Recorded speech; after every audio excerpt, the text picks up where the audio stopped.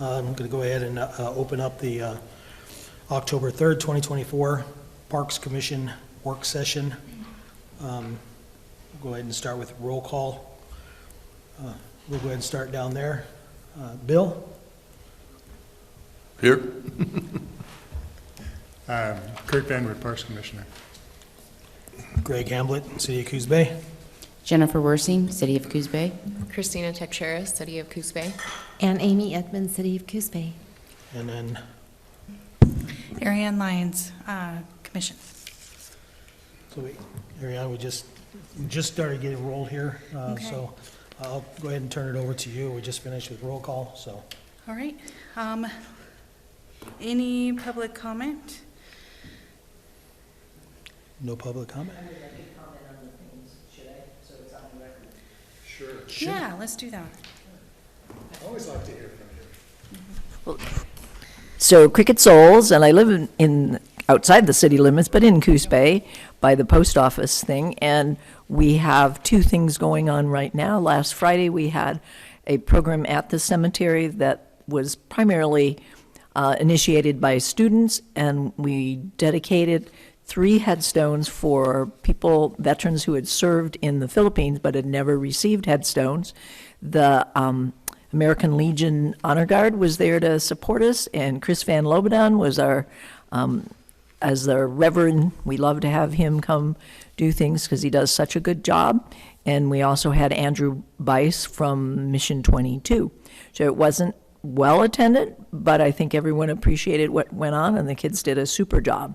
So with the anticipation of doing additional grants for the cemetery, we've started this Ignored No More, Just Give 4, and it's a crowdfunding campaign, sort of our third one that we've done to raise money for the cemetery, and it's geared to alumni. If you went to school to Marshfield for 4 years, maybe you could give us 4 hours, or 4 hours of work, which really sits well with OBOB. They were liking that little thing that they could lean on people with. And so we've starting to do that, and we're getting little monies coming in, which is great. And next Friday and Saturday, we will have cleanups in the cemetery. On Friday, a Coast Guard chief is arranging to get many chiefs from the coast together for just a work party. And we had so much work done by the Coast Guard before, so I hope this is a way to connect with them. And then on Saturday is the big OBOB thing and OBAB thing, and we found that we will be sharing that with the tournament that the Lions are putting on. So parking will be very interesting, but we can work together with each other, and we will just figure it out and hope we usually get at least 40 people for those work days, and we'll Dave Crandall did a lot of work with his little crew to get things ready and sort of put to bed for the winter. So they will finish up the little bit that he didn't get done and tackle some other projects. Any questions about what we're doing down there? No, always amazing and awesome. And maybe with the tournament, maybe there's something that where you can put something inside and let them know. Well, these alumni things that's what it's in mind. I've gone to the football game when we had our more formal letter, but definitely we will have these right by the snack bar. Yeah. And we've got the blessing of the scholarship money people and all the different people, because we're not saying give us $400, we're just suggesting 4. And hopefully, at least they pull out that $5 bill. Yeah. So that all helps. So yes, that's the intention of these, is to use it as a quick reminder that we could use some help. Because we get so many comments, and there were times, many years, when students were absolutely not allowed in the cemetery. So they're kind of amazed that they can go in, and we do try and have it open anyway on those tournament games and days. And so it works out to be a reasonable partnership for all of us. So. And, how often do you change the gate code? We don't. Oh, okay. Don't tell. We have never found we needed to. Okay. We have not had, the same headstone keeps falling down and breaking, but other than that, we have not had any vandalism. And I think once in a while, someone's gone down and they take their little red ball cinnamon things down and enjoyed themselves. but we get very little litter from people doing that. So we just haven't needed to do it because it seems like it's pretty taken care of in itself. And, you know, really encouraging the students. 2 of the students are working on Mr. Green, who's the second year in his teaching for radio and video. He's really upping the educational value of the radio again. And so he has 2 students working in a video presentation of what happened Friday. And then they're also looking at taking some of the biographies that we already have, maybe editing them so they're a little shorter. And since Veterans Day will be coming up in November, actually playing them on the radio, so on the little KMHS.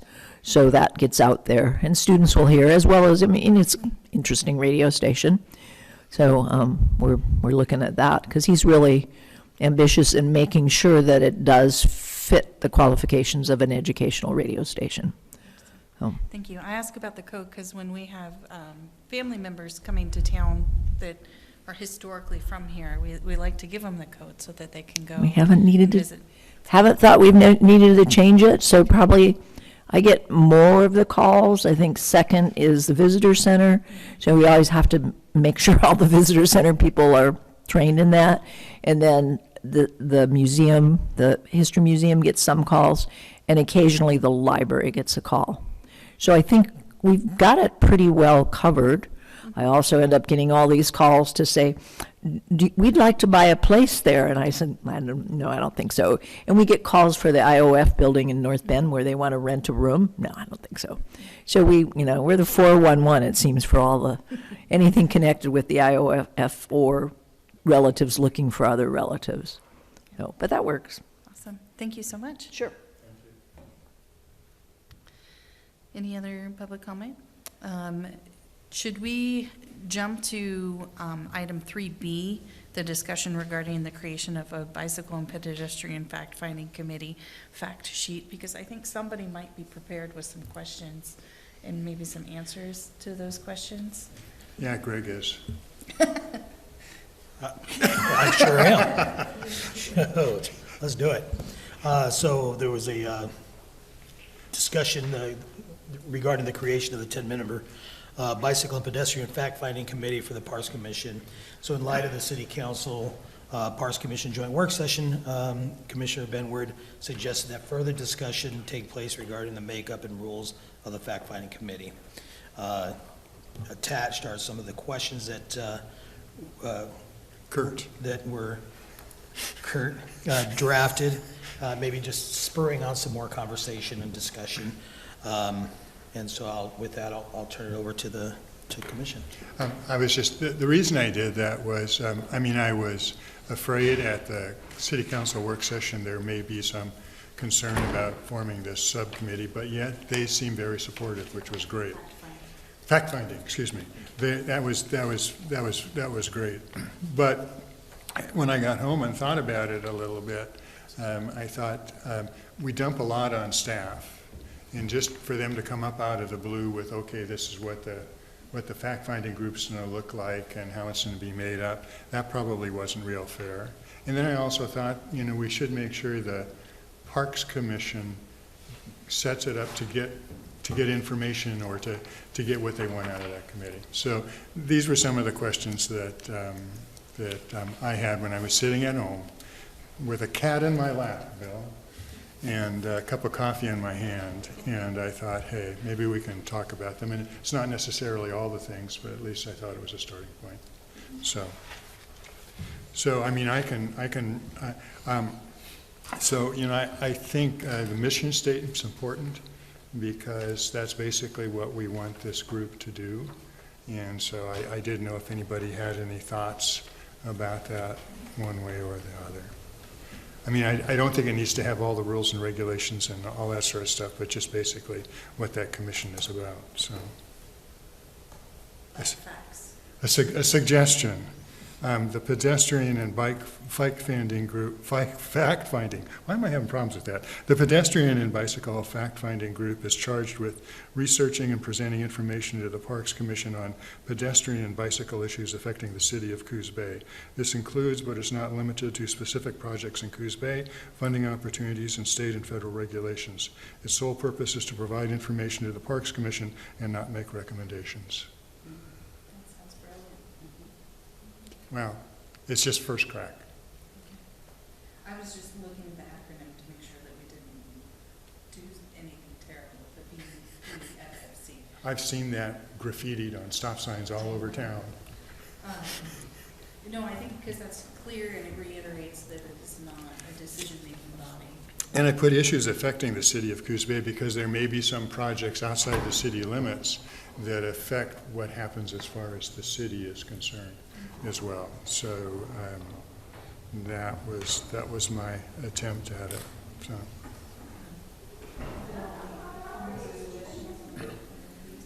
And correct me if I'm wrong. And vote on it and let it go to the city council. That would be great, I think. And then, because typically, I know that they're looking for volunteers now, but does the council appoint volunteers in January? Is that still the timeline? There is no, they are advertising right now for some specific positions, but I spoke with the city manager's office, and once we get our mission and our makeup, we'll present to council, get their approval, final approval, and then they will re-advertise, just specifically for this fact-finding committee. Okay, perfect. So here's some of the other questions I had. I mean, is 10 the right number? It seems like an awful lot. It's a lot of people. You know, of course, the pause is always an even number of people, but given that they're not voting on anything, even or an odd number doesn't really matter. But 10 seems like a lot. I think 8 seems a little more reasonable. If you have 8 engaged people, I don't know if there's a, you know, maybe 10. So let's talk about what the makeup of these members are. So if it's 2 parks commissioners. Yeah, I was thinking if it was 2 parks commissioners. I mean, my thought was how many people outside of parks commissioners are going to be on this board, and if there are 3 parks commissioners on this board, then I think maybe the number around 9 would be okay, because that would leave 6 other people that would be on that board. If it's 2, I think it can be less than 9. You know, you could, like you said, since we're not voting, it could be an even number. It could be 8, and there'd still be 6 people that would be available to volunteer on that. So in my own mind, I was thinking if we have 3 parks commissioners, maybe 9, because that leaves 6 vacancies. If we have 2 parks commissioners, it could be 7 or 8. It could leave 5 or 6. Part of it is to, you know, if the city council has to review all these applications and vote on them and approve the volunteers, I mean, I don't want to make the job too onerous for them either. That was the other.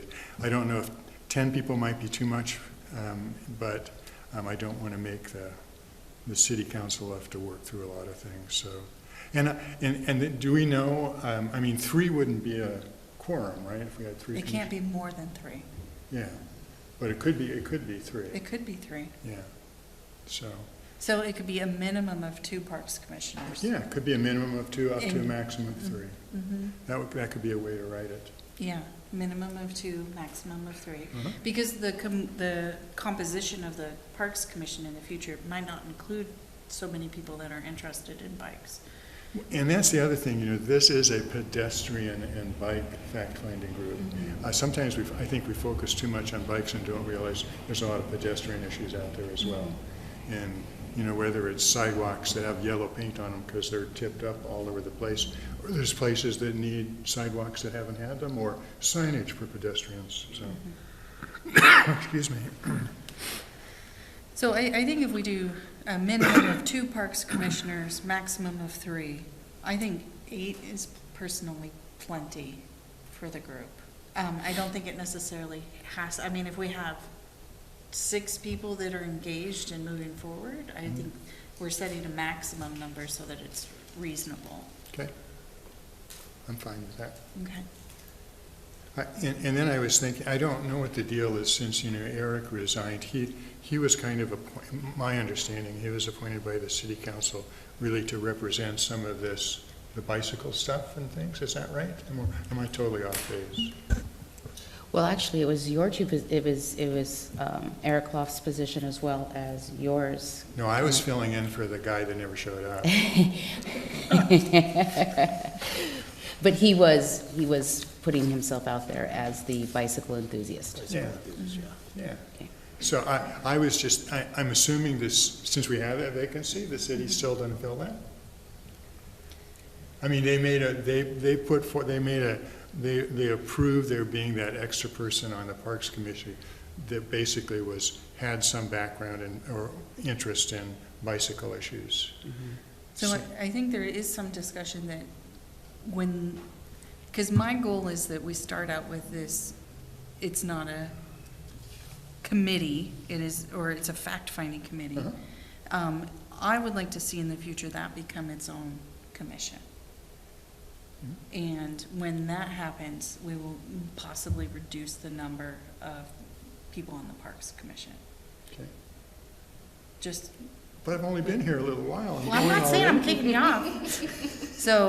So I think that's still a little bit fluid, depending on how much interest we get in this committee. If we can move towards that committee being something that can make its own decision body, and how that unfolds in the future. So you're thinking they're not to replace Eric's position?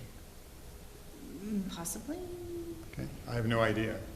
I mean, I'm out of the loop on that. I have no idea if that's the case. The only reason I bring it up is if there is, quote unquote, someone who's on the Parks Commission that was selected to be on the Parks Commission to kind of be the lead on bicycle and pedestrian issues, that person ought to be on this fact-finding group. That makes sense to me. Yeah. And then the other thing that makes sense to me is that the chair of the fact-finding group ought to be a commissioner.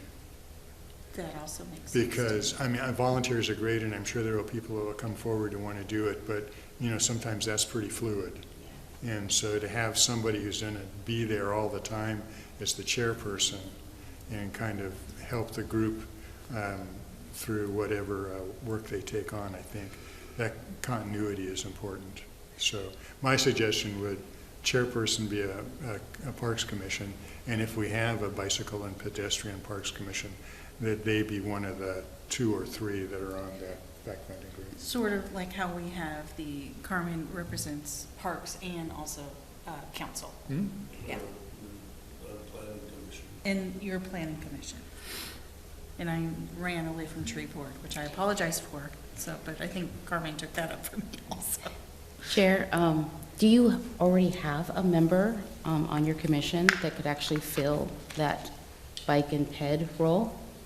You have, and I don't, I'm looking at Kurt, sorry, but there's also Jamie. Jamie Who's has an expressed avid- interest in it as well. So, I mean, you so may has already Carmen. have someone on your commission to pull from. I think we have the 2 to 3 commissioners already that will be part of that committee. And maybe that third spot is something where they come in, they help get the fact-finding committee going, and then maybe that third spot can float in and out. Yeah. I'm hoping that we put a call to the community and we get, 6 people clamoring to be a part of this, but you just don't really know. And there might be, because it is not a formal setting, can be members that come and go, like the people who are very interested in the ODOT thing. Maybe they just come to a couple of meetings and things like that. So it doesn't have to be quite as formal for every entity that's within that meeting. Okay. Yeah, I mean, yeah, and Carmen's a bike enthusiast too, but he's so busy being on a bunch of different, with the city council, he may not actually have the time to be on there, but he certainly would be someone that we could tap every once in a while, maybe the third person. I see him as being the third. If we needed that. Okay. So one of the other things I was just interested in would be, I think it's important to have bike enthusiasts on this group, but I also think it's maybe a little bit broader than that. I was impressed when the gentleman came to the city council work session and actually researched some bike information and how bike lanes affected businesses and stuff. And I think if there's somebody out there that wants to be a volunteer on this, to encourage somebody to be a volunteer on this group, that kind of representation is important. And then I also think geographically, we've had a gentleman that's come to a number of meetings that's talked about biking from East Side and across the bridge. And then we have a fairly large community out in Empire too that I know has some bike people that are interested in. So, I hope it's just not, and I don't mean this in a disparaging way, I hope it's not Kurt and Jamie and 6 of their biking friends that Right. show up, because I don't think that gives us a good way of researching and looking at these things and making up stuff. I mean, the gentleman again from the Business Association, I mean, he actually even talked to business owners, aside from getting that information. He did some research and fact-finding for us. And so I'm not sure how to accomplish that, but I think it's something that we ought to consider. And, This all dialed in, so we'll put this out, as you know, to the general public. And so, but I think soliciting, or like Jennifer alluded to, kind of networking or campaigning to saying, hey, this is out there, if you want to be part of this, you definitely apply for it, so. And then I think the other question is, are we going to require that all of the people that participate in this committee live within city limits? So our committees. That's a good question. So our committees in the past have had a variety. Sometimes we've had a majority that lives within the city. Sometimes we've expanded that to if you live or work within I'm thinking of it, downtown committees. Sometimes it's if you live and work in Coos Bay. Sometimes it's 80% has to live in Coos Bay and 2 can be at large. There's a variety of how the makeup is, and I'm not sure if there's any guidelines that we have to follow at this time. So there are for commissions, boards, and counselors. And what I don't know is that roll over to a committee. But going to one of your previous statements where you were maybe thinking of growing these people in, if you want, if that is the goal, then they either have to have a business or live in the city of Coos Okay. Bay for so many years. I can look that up. Okay. But it's 2 or 3 years, I think. And then I believe we still can have a certain percentage is at large, as in they are an expert in the field, but they don't necessarily meet those requirements.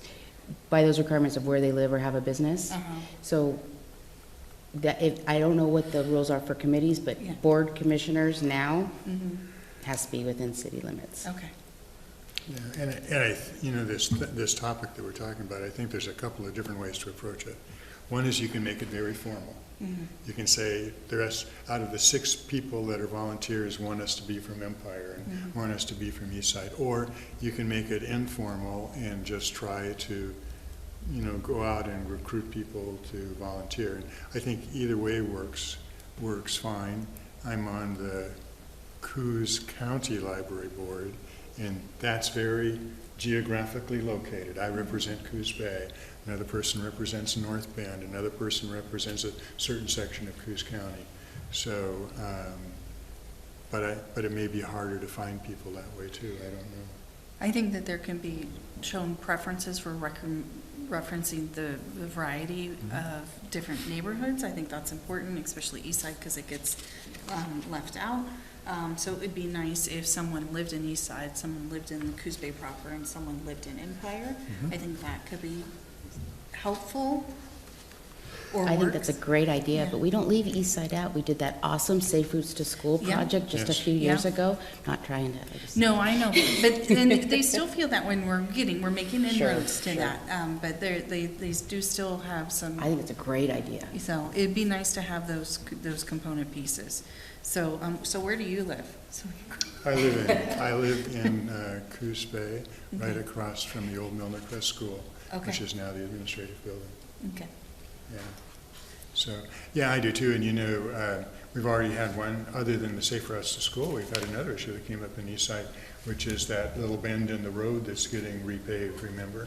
That you guys had brought up, and we're not putting bike lanes and stuff in, which is okay. I mean, I'm past all that. It's just that it was another issue on East Side that would have been nice to get input from people there too. They probably would have said, it's way too dangerous. From everyone I speak to, they're just so happy the potholes Yeah, yeah, Because me it's too. real, Me too. that's a dangerous section right No, there. we're getting off topic, but I have two people comment on that. One is they're so happy they got the potholes fixed in a certain place, and then the other people say, how come they don't fix the potholes in front of my place? And I try to tell them, they set up a priority list every year, and they really work hard to try to get them all done, so, only so much money. Okay, yeah, so geographic areas, I think, is a good one. And then I wondered about what length of appointment are we talking about? Because these people are actually going to be appointed by the city council, is my understanding. And so we probably should, yeah, that's not, 2 sounds, I would be fine with that. 2 is what all of our commissions are, because planning's 2. Is it 1? Okay. So I think 2, because most of these projects are long-term, and people can always step off if they need to, so I think 2 seems quite reasonable.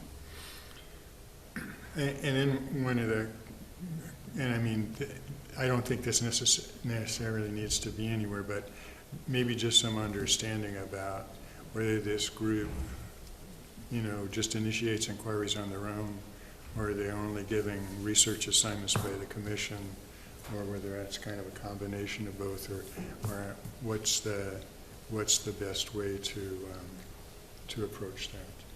I think it would be a combination of both. Okay. And then I would like to see them be a regular item that presents to the Parks Commission about what they're doing, what projects, what fact-finding missions they're on. And then I'd also like to see someone from this group involved and assigned in any of the projects that we're doing. Like if we do another blueprint, it'd be nice to have a representation person from that group on a blueprint project. If the Safe Routes to School needs to have one person from that group on Safe Routes to School. So anything that has to do with any transportation, it would be nice to have one person from that group involved in each piece. Yeah, it'd be different than a commissioner. Yeah, yeah. I like that idea. Okay. I think that's good. Okay. Again, how will they interact with staff? Because I know, excuse me, I brought that up because I know one of the concerns that I heard from the city council was staff has lots to do, and we don't want to suck up a lot of their time. And if anything, what this group should do is to help the commission and staff with the workloads that they have. So I didn't know if, I mean, I know that there's to be some interaction between them, but I'm fearful that this group will, be calling Jennifer, asking her to do something. When, can you find out about this? Where I really see this group as going out and finding out about it, and bringing it. And I could be out of turn here, but I think their communication with staff needs to be through us. Okay. I think that's a good idea.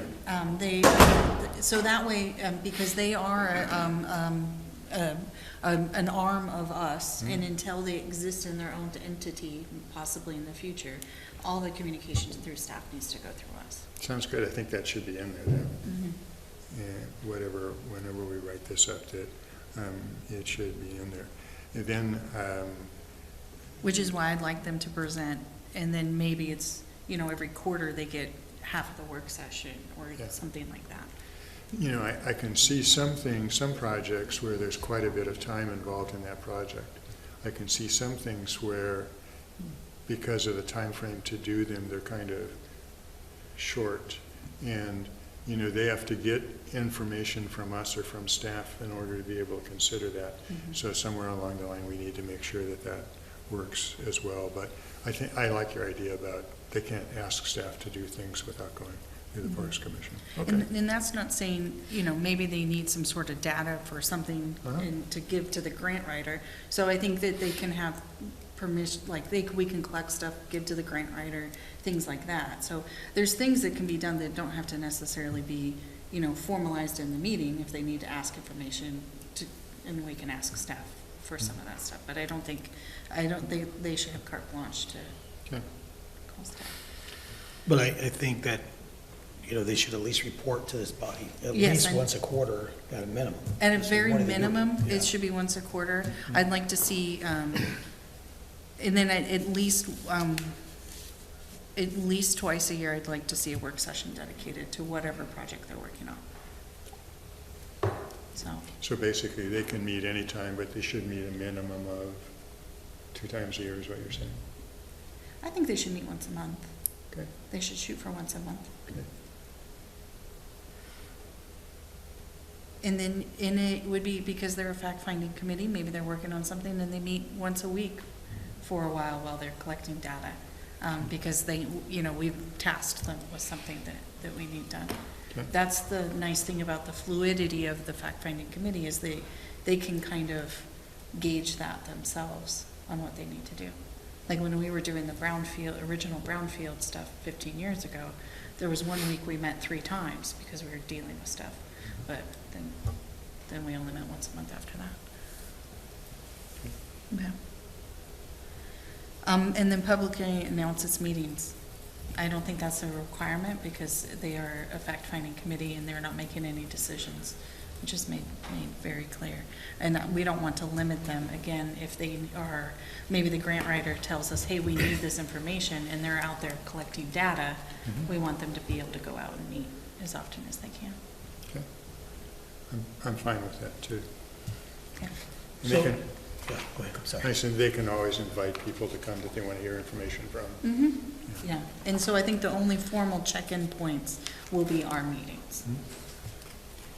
So I was talking with the city manager's office in regards to this committee application, and one thing that they did say is that they could perhaps customize it. And so I'm thinking Is maybe. this how we have to do a renewal? I can't do that one sheet that I sign and turn in every single year. I'll leave that between you and the city manager's office. Okay. But as far as for this application, I'm thinking, it sounds like we want to add maybe the geographic location as to where they may live. Maybe Well- want to add that in here, saying, hey, you don't want to live. It well, has we got their the- address. We got their address, but I mean, do you want to represent East Side? Do you want to represent Empire? Is that something maybe we want to add, or do you want to just leave it their address? And It's then fine we'll with just me. go with the address, Okay. I think. And then do we want to put on here that it is a 2-year appointment, or is that going to be just, I think we can just put that in the advertisement. Yeah. Okay. All right, just wanted to make sure that I was asking the questions. I mean, I guess we could, please verify if you live in the city of Coos Bay, yes, which region? And then they check Empire, Coos Bay, and then we'll check the address and decide, where they think the boundary line is. I think we just leave the address. Okay. I mean, because technically I think I live in Coos Bay, but the phone company thinks I live in Empire. But then when you look at it and the city sends me all my mail, it doesn't actually come to either because I never was part of Empire and I was never part of Coos Bay. So when they consolidated, I was this weird little sliver. So we still get rural mail delivery Nice. That's in the it. middle of town. In the Jeep? Yeah? Nice. Mhm. The zebra Jeep? No, we get the purple one. All right. Okay. Well, good. Any other thoughts that Kurt didn't come up with? No, the only looking at the application is, if you, never mind. It's live or own property. It is 2 separate questions, so that's okay. Never mind. Okay. Is there anything else further that you wanted to add or discuss in there? No, those are just some things I thought of, because anytime you start something up new, there's going to be a little stumbling blocks, and it isn't going to go super smooth, but I thought maybe if we can talk about some of the things beforehand, it'll go a little bit smoother than just jumping right into it and trying to figure out what everybody's supposed to do. So, Perfect. Chair, just so staff's clear and we get you guys what you need for your October Parks meeting, can't believe it's October, you are going to use this, and if there's going to be additional questions, are you going to, okay, great. And then at the October work session, would you like us also to include the appointment of the 2-3 commission members to the committee? Yeah. Okay, great, thanks, just wanted to clarify. And then, just one last thing. Are we going to also present the mission statement as proposed by Kurt?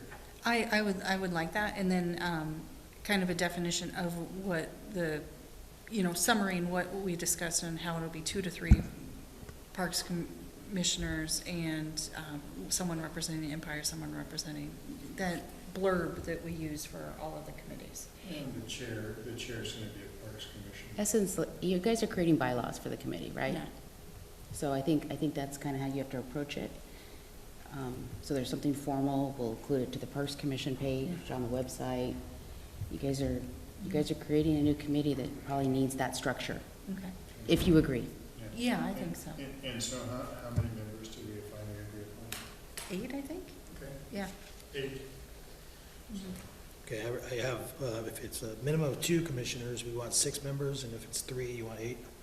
Or, Let's just do 8. okay, And if it gets unwieldy, or let's just do 8 because we're optimistic that we're gonna get 6 people, six community members at large if 2 people can't show up, so, okay. okay. And then Kurt, you're going to forward your notes to us? Consider them forwarded. I can type it up for you. Nice. I'll type it up for you. You send it to me. Now that I can do email. Okay. Thank you, sir. All right, so, and then the other item that we were going to discuss today is alternative funding sources for the park system. I think we're just going to continue this conversation again, and so, I think the other members we need to have here as well, and so we can push forward with that, and looking at what we would like to do. I think so. I totally get that. I was just going to say again from the work session with the city council, we gave them our 3, and they seemed to want to know about everything that we talked about, so that when we do get together again and talk about these things, maybe we need to flesh out some of those ones that, we did, the 3 that we didn't initially do. So I think And- that's important. And at some point, I think we still wanted maybe someone from the city to come and talk to us a little bit about urban renewal too, if there's any way that we might be able to. In- My personal opinion is that there probably isn't much that we can do from urban renewal for parks. But, it's like everything, knowledge is important. And so if someone comes in and tells us the inner workings of urban renewal and what can be done and not done with it, then I think everybody on the commission would feel better about that as an option. Sure, and so in the packet, I included some of the information associated with the Urban Renewal Agency. I included the budget, the current FS10 report, both the downtown and the Empire plans for the Urban Renewal Agency. Unfortunately, both the finance director and the city manager are both out of town this week. Which worked out great, because since we don't Yeah. have a full commission, I'd hate So- to have them show up today. But so- they did commit that, I said, well, I'll just present this information, and then if the commission does have specific questions, maybe at the next work session, if they're available, and we want to carry this conversation into the next work session, they both said that they would be happy to attend and answer any questions, or, field any questions we may have. So they're willing to do that. Unfortunately, we're just not available for this meeting, and looks like some of our commissioners weren't available for this meeting as well, so. Yes, I was getting rapid-fire text messages today, So it was kind of fortuitous that it kind of worked I out this way. think so. And I think that brings us to our agenda. So we do have a pretty full agenda for our October Parks Commission meeting, but we don't have anything yet set for our November and December work session.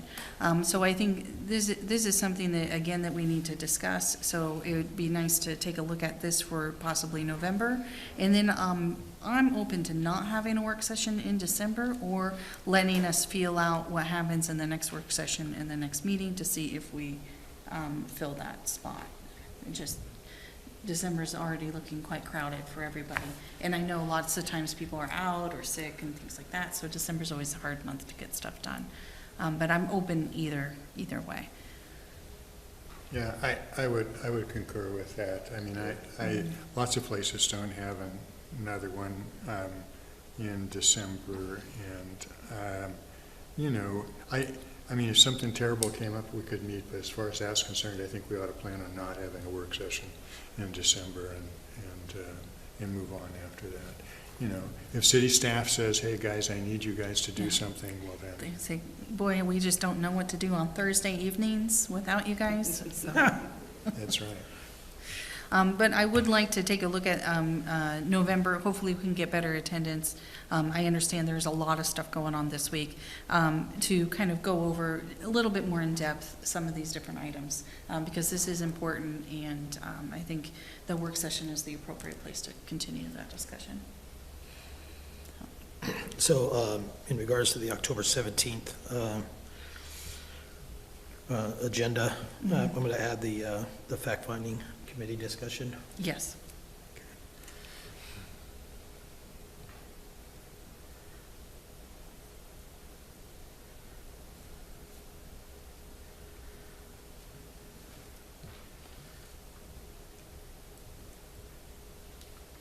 Okay. Okay. Okay. Any other additional staff or commissioner comments? No, Bill? It's good to see you, Bill. No, No? Good? Staff? We were successful in getting another grant. Oh, please So, share. Kinsman, for the community building, AKA Scout Cabin. Yes. 7,500. Nice. Most excellent.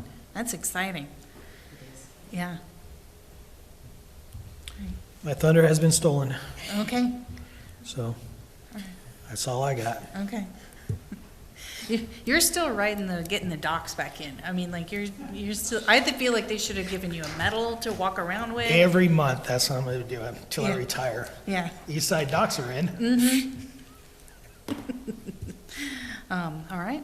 Well, thank you so much for joining us today, and we will see you in a couple weeks. Thank you.